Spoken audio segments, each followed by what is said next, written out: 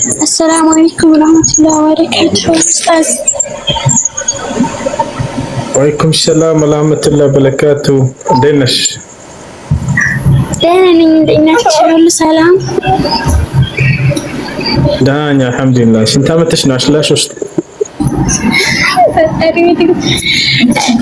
أستاذ ጥያቄ ነበረኝ። ምን ይላል ጥያቄሽ ምንድነው? አይ እንትን ባል ያኔ አግብቼ ነበርና ማለት ነው። ያኔ ዘመዶች ሰጥተው ሳይሆን ዘመዶች ሰጥተው ሳይሆን በፍላጎቴ ነው የመጀመሪያ አግብቼ ከዛ ያን ስቆታ በገዛጭ ያኔ ታልቂው ሄድኩና ዘመዶች ሳይሰጡኝ ማለት ነው ያኔ ተጠልፌ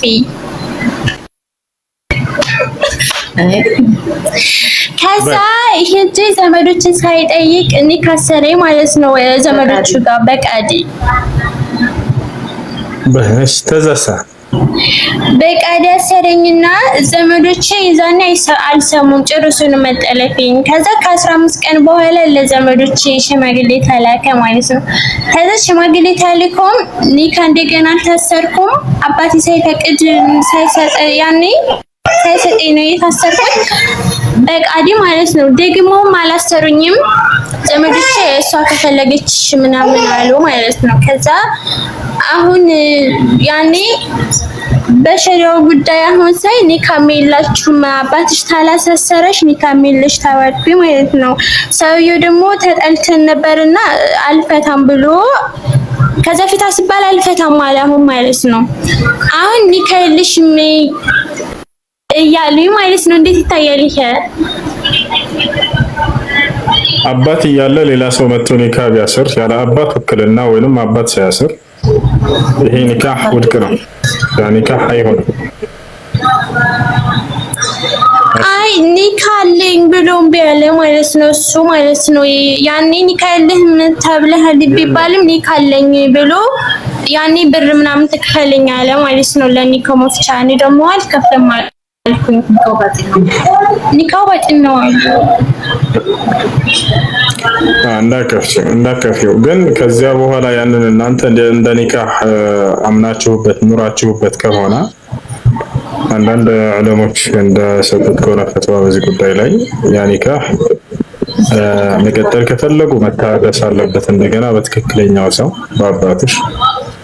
መቀጠል ካልፈለጉ ደግሞ ፈጽቻለሁ የሚለውን መናገር አለበት። ስለዚህ አሁን መቀጠል ከፈለጋችሁ ኡስታዝ ቤል ያኔ አልፈታም አይለ ማለት ነው። ያኔ ብር ትክፈለኝና እንፈታታለን በጣም ብዙ ብር ጠየቀ ማለት ነው። እኔ ደግሞ ብር የምከፍለው ለኒካ መፍቻን ብር የምከፍለው ምን ብዬ ነው? ኮሽ አዳምጫ ዝግ በይ አንድ ጊዜ እሺ። ሪላክስ ይላል ረንች ሲናገር እሺ። ስንተኛ ተምረም አና አዳምጭ ረጋ በይ ዝግ በይ እስኪ ጨርስ ዝም በይ እሺ። እና እሱ አልፈታም ካለ ይሄን ኒካህ ወደ ሸሪዓ ፍርድ ቤት ሄደሽ አስወርጅሽ ወይንም ቤተሰቦች አባትሽ ሸሪዓ ፍርድ ቤት። ሰላም አለይኩም ወራህመቱላሂ ወበረካቱሁ። እሺ ሰላም አለይኩም። ወአለይኩም ሰላም። የኔ ጥያቄ የኔ እንትን ምንድነው ቫዝሊን ሳልቀባ ሰውነቴ በራሱ ወዛማ ነው። ልክ ቫዝሊን እንደተቀባሁት ነው እና ግዴታ በሳሙና መታጠብ አለብኝ። ያኔ ቫዝሊን ካለው ሰውነታችን ውሃ ወደ ቆዳው ስለገባም ችግር የለውም። ሳሙና ግዴታ አይደለም። አልሐምዱሊላህ ወይ የቫዝሊኑ ጨለብሽም ባልሽም አልሐምዱሊላህ ምን የቫዝሊኑ ጨለበትም ማሻአላህ ወብለናል። ለማንኛውም ሳሙና ያስፈልግሽም በውሃ ሙሉ አድርገሽ ከታጠብሽ በቂ ነው። እሺ ወዛማ ከሆነ ደግሞ ውሃ ወደ ቆዳሽ አይደርስምና ውዱ ትክክል አይሆንም የሚል ነገር ሰምቼ ዝም ባያቸው። እሱ የእንትን ቫዝሊን ሲሆን ጊዜ ነው ሱቅ ላይ የምትሸጠው ቫዝሊን ስትሆን ጊዜ ነው። አለብርታምታ በጣም በተፈጥሮ ያለው ተጽዕኖ ያደርጋል። ችግር የለም። አይሰም طيبش ራስን ማቆላመጥ ሰላም አለይኩም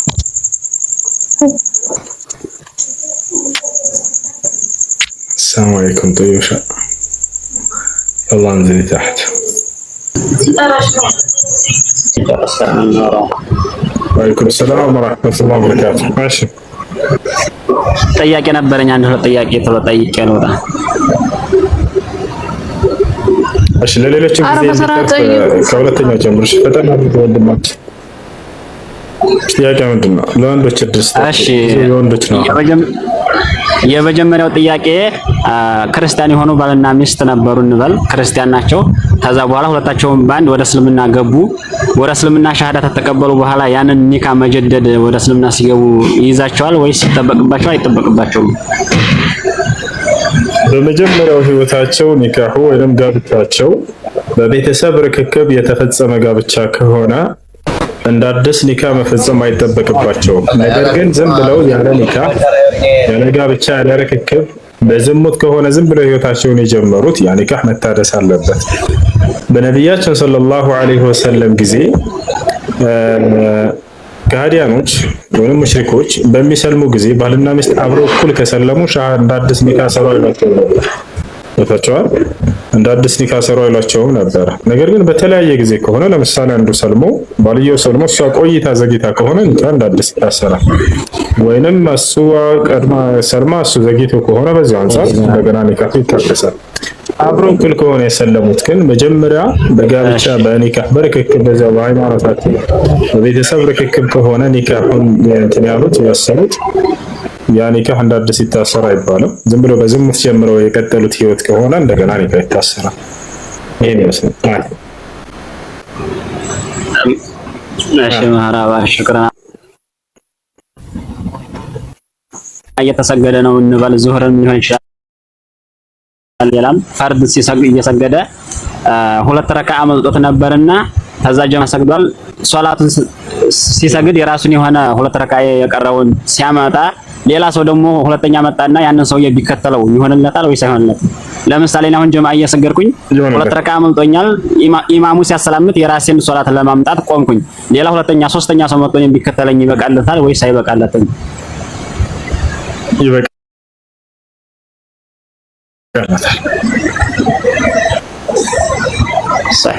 ይበቃለታል እናመሰግናለን ጥያቄ ይሄ ነበር ሽክራን ሰላም አለይኩም ሱ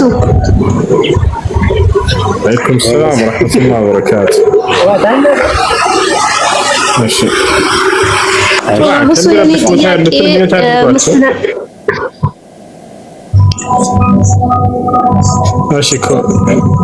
እሱ ጥያቄሽ ምንድን ነው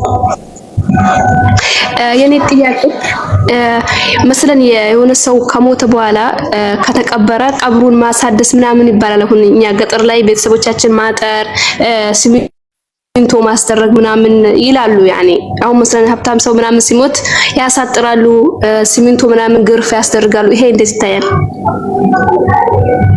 ቀብሩ ሊፈርስ ያለ ከሆነ ወይንም ደግሞ ውሃ ሊሸረሽረው አይነት ነገር ከሆነ ችግር የለውም ያንን አንድ ስንዝር የምታክል ያክል የመገንባቱ ችግር የለውም ነገር ግን ከዚያ በላይ መገንባቱ ነብዩ ሰለላሁ ዐለይሂ ወሰለም ከልክለዋል እና ረሱላህ ሰለላሁ ዐለይሂ ወሰለም አልቢና ዐለ القبور በቀብር ላይ መገንባትን ከልክለዋል ያ ነው ምክንያቱም ወደ ባዕድ አምልኮ ሊመራ የሚችል ነገር ስለሆነ እሺ ኮሜንት ላይ ክርስቲያኑ ልጅ ቅዱስ ፋኑኤል አልተገለጸም እያለ ነው የእግዚአብሔር ጾታ እስካሁን አልተገለጸም አይደል አልተገለጸም እሺ ገለጡት እንጂ እየጠበቀ እኮ ነው ያላለ ሰላም አለይኩም ወአለይኩም ሰላም ወራህመቱላሂ ወበረካቱ ሰላም ወንድሜ አንድ ጥያቄ ነበረኝ ከባልና ሚስት አብረው ከተጋቡ በኋላ ስሪያ ተስሪቡ ላይ ማዘመብት እንደሌላ አውቃለሁ ላኪን ግን እሷ ሰርታ የምትመጣውን ሳንቲም የጋራ እንሁን በሚልበት ሰዓት ላይ የጋራ ልሆንም ብላ ስትለው ሀላስ የጋራ እንድንሆን ካልፈለግሽ መስራት የለብሽም የቤት እንድትሆኝ አቤት እንድትቀመጭ ነው የሚፈልገው ብሎ ማዘመብት አለ ነው የለውም አለው ግን ለሚስቱ መሟላት ያለበትን ነገር ሙሉ በሙሉ መሟላት አለበት ቤቱ አስቀምጧት የምትበላው የምትጠጣው አቅሙ በፈቀደ ልክ ነው ማስተዳደር የሚኖርበት ማሟላት አለበት። መሰለና ለምሳሌ ቤት ኪራይ ምናምን ይኖራልና በጀማዎች የሚኖሩ ሰዎች አሉ። ጀማ ሲኖሩ አዋጥተው የሚበሉት ነገር አለ። የምትለብሰው እንዳለ ሆኖ በመዋጮ ነው የሚበሉት እና ልክ ሰዎች እንደሚዋጣላቸው እሷን በጀማዋ ያዋጣች እንድትበላ ማለት ነው። አቅሙ በቻለ ማስተዳደር ይችላል። በዛ መልክ ማለት እስካገባ ድረስ እርሱ ነው የማስተዳደር ግዴታ አለበት ነው። የማስተዳደር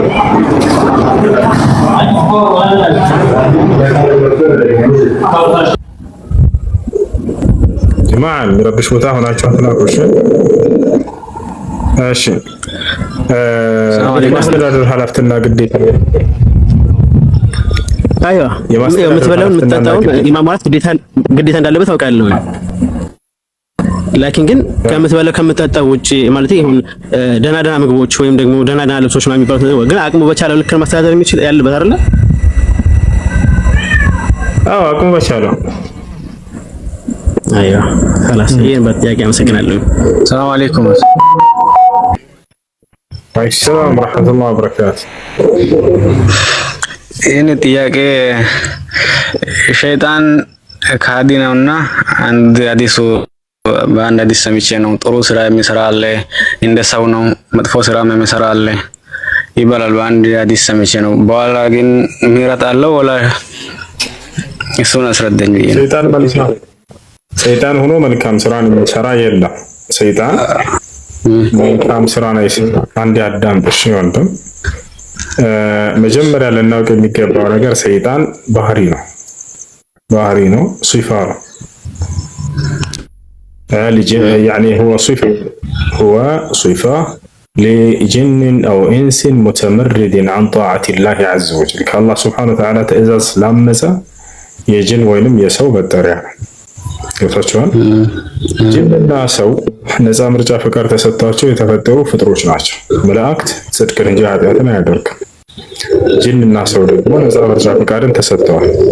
አምላክ ዘንድ በመጣላቸው ሕግና ስርዓት ያንን መርጠው መልካሙን እንዲሰሩ ክፉን እንዲርቁ ታዘዋል።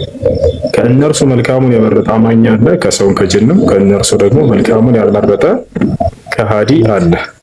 ገብቶሃል አይደል? ስለዚህ ከጅኖች ያመጹት ሰይጣን ይባላል። ከሰዎች የሚያመጹት ሰይጣን ይባላል። ስለዚህ ያመፀው አካል ወደ መልካም ሊጠራ አይችልም። ያ አደምና ሐዋን ለምሳሌ ከጀነት እንዲባረሩ ያደረጋቸው መጀመሪያ ጅን ነበር።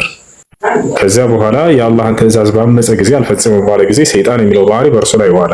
ከዚያ በኋላ ጽድቅን ያደርግና ኃጢአትን ነው የሚያደርገው። ስለዚህ ከሰይጣን ጎሳ ሆኖ መልካም የሚሰራላ አይባልም። ሰይጣን ማለት ሲጀመር አማጺ ማለት ነው፣ ከሃዲ ነው። ስለዚህ ያ ነው ከጅኖች ነው የሚባለው። ከጅኖች መልካም የሚሰራም አለ፣ መጥፎም የሚሰራም አለ። ያ መጥፎ የሚያደርገው መጥፎ የሚሰራው ሰይጣን ይባላል። አየሽ ቀጥል። ክርስቲያኖች ካላችሁ መግባት ትችላላችሁ። ሰላም አለይኩም። አንዴ የታድሉ ጥያቄ ያለው ክርስቲያን ካለ ይችላል ወይንም በቃ እስኪ አኺ የታድርክ إذا تكلم يلا اسكت كلكم الله بنزلكم يا اشتاق عنه ስለ ውሻ ነው። ውሻ ነጃሳ ነው ይባላል አመጋገቡ።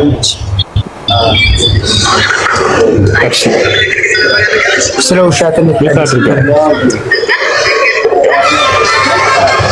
እሺ እሺ አንደኛው ታድርጉ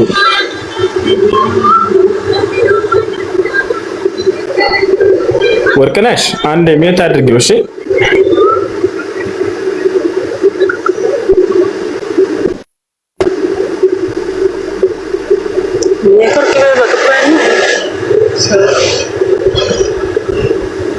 ማሪ ቦ አይ እሺ ምን ነበር ውሻ ነጃሳ ነው ይባላል በእስልምና ይላል። ውሻ በእስልምና ነጃሳ አይደለም። ውሻ በእስልምና ነጃሳ ነው ያላቸው ሰው ተሳስቷል። ታዲያ ምንድነው የሚባለው ከተባለ ከውሻ የሚነጅሱ ነገራቶች አሉ ነው የሚባለው። ልክ እንደ ሰው ነው ውሻ። ያ ማለት ከነጃሳነት አንፃር እንጂ ከባህሪ ምናምን እያልኩኝ አይደለም። ሰው ነጃሳ ነው ይባላል አይባልም። ከሰው የሚነጅስ ነገር አለ ነው የሚባለው። ውሻም ልክ እንዲሁ ነጃሳ ነው ይባላል አይባልም አይባልም። ከውሻ የሚነጅሱ ነገራቶች አሉ ነው የሚባለው። ውሻን ለምንድን ነው እስልምና ለየት አድርጎ የሚጠላው ነጃሳ ነው የሚለው ምናምን የሚሏችሁ ስህተት እንደሆነ መጀመሪያ ነገራችሁ። ውሻ ነጃሳ አይደለም። ከውሻ የሚነጅሱ ነገራቶች አሉ። ምኑ ከተባለ ልጋጉ፣ ሽንቱ፣ ካካ፣ ደሙ፣ እነዚህ አራቱ ይነጅሳሉ። ቆዳው ይነጅሳል ወይ ውሻ በአካሉ ምናምን አይነጅስም። እሱ የውሻ ቆዳው ዝም ብሎ ደረቁ ቢነካችሁ አይነጅስም። በፍጹም በጅራቱ ቢነካችሁ አይነጅስም። ነገር ግን አሁን የተናገርኳቸው አራቶቹ ነገራቶች ናቸው። ከሰውም ልክ እንዲሁ ሰው ይነጅሳል ወይ አካሉ አይነጅስም። ከሰው ግን የሚነጅሱ ነገራቶች አሉ። ምኑ ከተባለ ሽንቱና ካካው ይነጅሳል። ወፊ ደሚሂ ኺላፍ በይነ አህሊ ልዕልም። በአጠቃላይ እነዚህ ናቸው የሚነጅሱት። ስለዚህ ከውሻ የሚነጅሱ ነገራቶች አሉ ይባላል። ጭራው ይነጅሳል ወይ? ውሻ አይነጅስም። ደረቅ እስከሆነ ድረስ አይነጅሳቸውም። እርጥብ ከሆነስ እርጥብ ቢሆንም እንደ አስሉ እንደ መሰረቱ አይነጅስም። ነገር ግን ምናልባት በአማን ቀን በዚህ በምላሱ ዘወር ብሎ ጀርባውን ሊልስ ይችላልና እርጥበት በሚነካው ጊዜ ያን ነጃሳ እንደገና ስለሚያላጥበው ከዚህ አንፃር ይነጅሳል ይባላል። ልጋጉ ወይንም ለሃጩ እንደሚነጅስ ነብዩ ሰለላሁ ዐለይሂ ወሰለም ተናግረዋል። ሐዲስ ላይ ሲናገሩ إذا ولغ الكلب في إناء أحدكم فاغسلوه سبعا أولهن بالتراب وآخرها بالماء። ውሻ በሆነ ዕቃ ላይ ልጋጉን ወይንም ለሃጩን ቢያስነካባችሁ 7 ጊዜ እጠቡት። የመጀመሪያውን አንዱን በአፈር ፈትጉት፣ ከዚያ 6 ጊዜ በውሃ እጠቡት ብሎ ተናገሩ። ስለዚህ እሺ ልክ ነው ደግሞ ሽንቱና ካካው ማንኛውም ስጋው የማይበላ እንስሳት ሁሉ ሽንቱና ካካው ስለሚነጅስ ያ ነው። እሱም ከማይበሉ ነውና ሽንቱና ካካው ይነጅሳል። ከቤት ማሳደግ ይቻላል ወይ? ውሻን ለራሱ ክላስ ሰርታችሁ ማሳደግ ትችላላችሁ። ውጭ ላይ ቤት ውስጥ የምትሰግዱበት ቦታ እንዳይገባ። ምክንያቱም ልጋጉን ሊያንጠባጥብ ስለሚችል የምትሰግዱባቸውን ቦታዎች ነጅሳቸዋልና።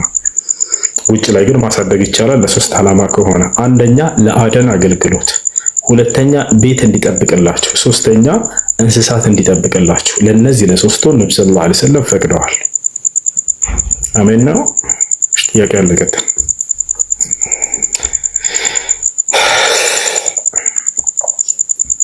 ጥያቄ አለ? لما عندكم سؤال ننزل تحت يلا بسرعة. السلام عليكم. عليكم السلام ورحمة الله. عليكم السلام.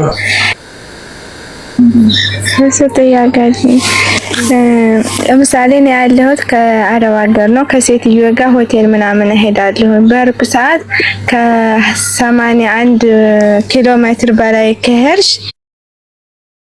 ጀምዓ ስገጂ ትለኛለች ማለት ነው። እኔ ደግሞ አልፈልግም። ያኔ ለምን ውስጥ አይቀበልልኝም። መጣዳለሁ ከሷ ጋር ማለት ነው። እና ይቻላል? ይቻላል። ነብያችን ሰለላሁ ዐለይሂ ወሰለም ናቸው ይሄን የፈቀዱት። ስለዚህ ውስጥሽ ሊቀበሉና ሊደሰትበት ይገባል። እንደውም በላጩ ማሳጥሮ መስገዱ ነው ሙሳፊር ለሆነ ሰው። ነብያችን ሰለላሁ ዐለይሂ ወሰለም ከ80 ኪሎ ሜትር በላይ ርቀት ከተጓዛችሁ ቀስሩና ጀምዕ አድርጋችሁ ሶላትን ታሳጥራችሁና ሰብስባችሁ መስገድ እንደሚቻል ተናገሩና هذا رخصة الله فخذوا برخصة الله አሉ። ይህ አላህ ያገራላችሁ ነገር ነውና አላህ ያገራላችሁን ያዙ አሉ። በላጩ እንደውም ማሳጥሮ መስገድ ነው። ግን አይ እኔ አሳጥሬ መስገድ አልፈልግም ሙሉውን መስገድ እፈልጋለሁ ላለ ሰው ምርጫው ነው። ፈታዊ እሺ ሁሱ የፈጅር ሶላት አዛን እያለ እየሰማ ነው። እንቅልፍ ቢያታልለን አርፍደን ብንሰግድ እንዴት ይታያል ይላል። በመጀመሪያ በእንቅልፍ ምክንያት ሶላት እንዳያልፋችሁ تفويت صلاة الفجر بسبب النوم من علامات المنافقين كما قال الشيخ عبد العزيز بن باز رحمه الله تعالى بእንቅልፍ ምክንያት የሱብሒን ሶላት ማሳለፍ ከሙናፊቆች መገለጫ ነው ብለዋል ኢብኑ ባዝ አላህ ይዘንላቸው። حتى ነብያችን ሰለላሁ ዐለይሂ ወሰለም ራሳቸው ምን አሉ? إن أثقل الصلاة على المنافقين صلاة العشاء وصلاة الصبح ولو يعلمون ما فيهما لأتوها ولو حبوا نارا. በመናፍቆች ላይ ከባባድ ሶላት ብሎ ማለት የኢሻ ሶላት እና የሱብሒ ሶላት ናቸው አሉ ነብዩ ሰለላሁ ዐለይሂ ወሰለም። በውስጣቸው የሚገኘውን ምንዳ ቢያውቁ ኖሮ ሰዎች እየተንፏቀቁ በመሄድ ወደ መስጂድ በሰገዷት ነበር ብለው ተናገሩ። ስለዚህ አደራ በእንቅልፍ ምክንያት እንዳታሳልፉ። ለታቸዋል አላርም ቀጥሩ። ከዚያ ጓደኞቻቸው ንገሯቸው፣ አብሯቸው የሚሰሩ ሰዎች ካሉ ወይም በስልክ ከዚያ ቀስቅሰኛ ደራ የሱብሒ ሶላት እንዳያልፈኝ ብላችሁ ጓደኞቻችሁን አሳውቃችሁ ለመስገድ ሞክሩ። እንደገጠም ቢያልፍንሳ ፀሐይ ቢወጣስ መስገድ አለባችሁ። ፀሐይ ወጥቷልና አንሰግድም እንዳትሉ ወጣቻ ነብያችን ሰለላሁ ዐለይሂ ወሰለም በነሲየ ሶላተን አው ናመ ዐንሃ ፈሊሰሊሃ ኢዛ ዘከረሃ አሉ። ሶላትን ረስቶ ያለፈበት ወይንም በእንቅልፍ ምክንያት ያለፈበት ሰው በተነሳ ሰዓትና ባስታወሰ ሰዓት ይስገድ ብለዋል። አይ ሰዓቱ አልፏልና በቃ አልሰግድም እንዳትሉ መስገድ አለባችሁ። እሺ ያ ነው የሱብሒን ሶላት መስገድ ያለው ምንዳ ምንድን ነው? ቃለ ነብዩ ሰለላሁ ዐለይሂ ወሰለም መን ሰለል በርደይን ደኸለል ጀና፣ ሁለት ብርዳማ ወቅት ሶላቶችን የሰገደ ሰው ጀነት ገባ ነው። አንደኛው የሱብሒ ሶላት ናት፣ ሁለተኛ የአሱር ሶላት። ከነሱ ብቻ ከሰገደ ሰው ጀነት ይገባል ማለት ነው ሐዲሱ አይደለም። ለነዚህ ትኩረት ለመስጠት ነው እንጂ ሌላውንም መስገድ አለበት ሰውየው። ገብታችሁ አይደል? ያን ስለዚህ ሰውየው መስገድ አለበት እነዚያንም ማለት ነው። ያ ነው። ያ ሰላም ወዐለይኩም ሰላም ወረሕመቱላሂ ወበረካቱ። ባይ እሺ ብዙ ጥያቄ ነበረኝ። አባቴ ሚስቴን መፍታት ይችላል ወይ? አይችልም። አንተ ያለህ አግብቷታል እንደሱ ባይ ልጠይቅ። ሰላት ብዙ ጊዜ ብዙ ሰዎች ይዘገያሉ እና እኔ ብዙ ጊዜ የምሰማው ሱቢ እስከ ሱቢ አዛን እስኪባል ድረስ ኢሻ ችግር የለውም አያልፍም ይባላል። ይሄ ነገር እንዴት ይታያል? ሱቢ አዛን እስከሚባል ማለት ነው። እስከ ሌሊቱ ግማሽ ድረስ ብቻ ነው። ስህተት ነው። እስከ ሌሊቱ ግማሽ ድረስ ብቻ ነቢያችን ሰለላሁ ዐለይሂ ወሰለም ተጠየቁ። سئل رسول الله صلى الله عليه وسلم عن وقت صلاة العشاء فقال وقت صلاة العشاء إلى منتصف الليل. ነቢ ሰለላሁ ዐለይሂ ወሰለም ስለ ዒሻ ሶላት ተጠየቁ። ከዚያም እርሳቸው የዒሻ ሶላት ጊዜው እስከ ሌሊቱ ግማሽ ድረስ ነው አሉ። እስከ ሌሊቱ ግማሽ ድረስ ብቻ እንጂ ከዚያ በኋላ ማቆየት አይቻልም።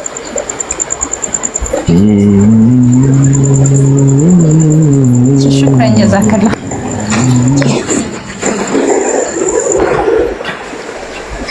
አይሽ ኢሳ ፈለቀ